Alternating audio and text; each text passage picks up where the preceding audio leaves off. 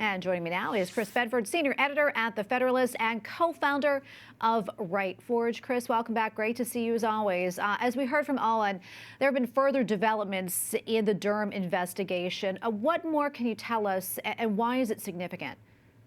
Well, some of the major things that we've figured out since Friday in particular is that the Hilary Clinton campaign was paying a technology company that CTO was, according to the Durham investigation, helping out VIPs by hacking or by filtering out information that was coming from the executive office of the president, from Trump Tower as well, and giving that information over to investigators or to these VIPs, basically as part of this whole collusion hoax. He'd been accused of working with the Russians, and this guy was out to try and find any kind of even completely standard communications with Russians to show that that was the case.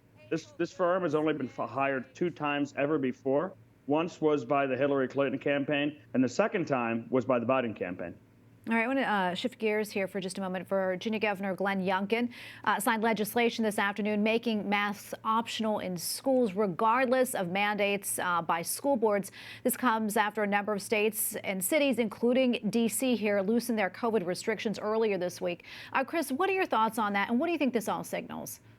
Well, this is a huge battle that's going on right now, and there's a couple of people who are fanatically devoted to masking children in our schools. Children have been left behind, even though since the very beginning of the pandemic, one of the first things we learned about it is that children were largely very safe from this pandemic. It was adults that had to worry. But for some reason in D.C., they're pulling back mask mandates for everyone except for children. And in Virginia, where you don't have to wear a mask into a bar or a restaurant or anything like that, children as young as 3 years old are still having to wear masks in preschool, and 5-year-olds having to wear masks in kindergarten. So he came out with an executive order against that and was fought by the school boards. He was sued by everyone who was devoted to this and devoted to the teachers' unions. So he went back to the legislature. A bunch of prominent Democrats joined with this effort. They passed the law, and it's a really wonderful thing to see this done legislatively and bipartisanly because so many sides are sick of it. However, I still expect some lawsuits to come, maybe some kind of judge who may try to put some injunction over some ridiculous reason. Yeah, we'll see what happens there. I want to talk about Canada now. Prime Minister Trudeau has invoked the Emergencies Act in response to the trucker protests, an extreme measure, which I believe has never been taken before.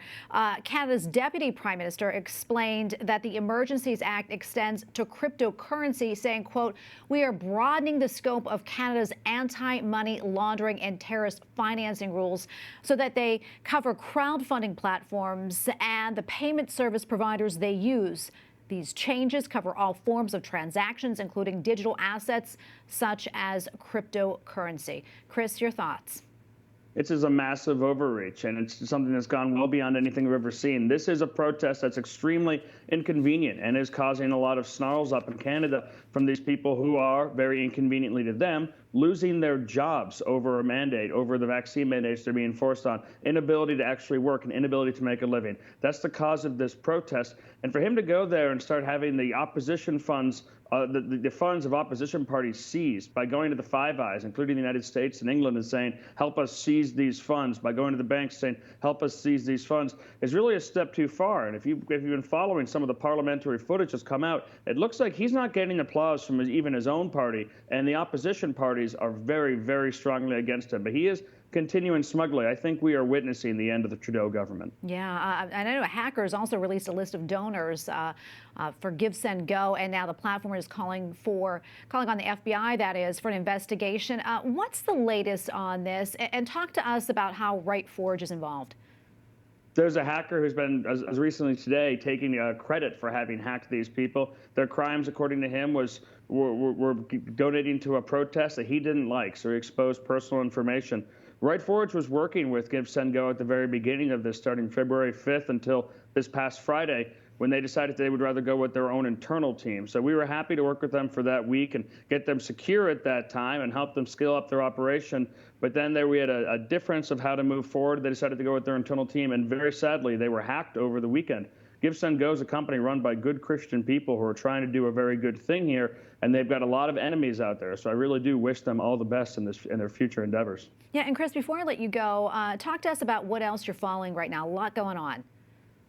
Well, Washington, D.C. right now is just, and San Francisco are some of the big pinnacles, and Virginia, where you've got these blocks of parents who are starting to rise up and say, we need to defend our kids. We need to break them out of school, because until previously, only the business interests have been represented when they was fighting against COVID mandates or mask mandates, or maybe large groups of voter blocks.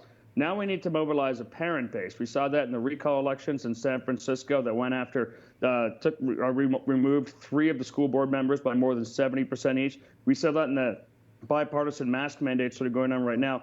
And I'm hoping to see that soon in Washington, D.C., because while our mayor, as of yesterday, got rid of our vaccine mandates and allowed tourists, school children, and 60% of our black population of this city to be able to go back to restaurants and businesses and gyms and swimming pools, the city council is currently convening an emergency meeting to try and reinstate this. So I'm looking forward to that kind of reaction here in my own city as well. All right, we got to leave it right there. Chris, thank you so much for your time. We always appreciate it. Thank you.